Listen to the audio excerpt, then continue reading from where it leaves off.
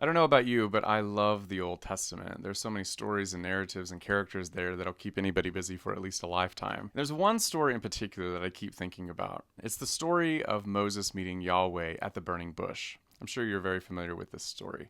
Moses is there and he sees this very odd scene, namely a bush that's on fire, but the bush is not being consumed by the fire.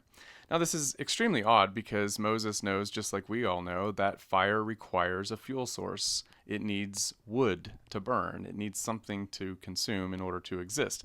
But the interesting thing about this fire is that it seems like it's existing on its own accord. It doesn't need the bush to be consumed in order to exist. Now, I think this scene is very important because it communicates something very, very significant about the nature of God, namely that God is not a contingent being. He does not need anything to exist. He is much like that fire that Moses sees that needs nothing in order to blaze burning hot. I think this is probably important for Moses to consider. It's very important for us to consider as well, because Moses, like us, we live in a world full of change. We live in a world that's unpredictable, it seems. We live in a world that's topsy-turvy. The vicissitudes of life can pose significant challenges to those of us who are mortal. And I think Moses ran up against many challenges, as you know. You run up against many challenges. I run up against many challenges. We are human. And it's comforting to know that there is someone who needs nothing, whose own existence is contingent upon nothing.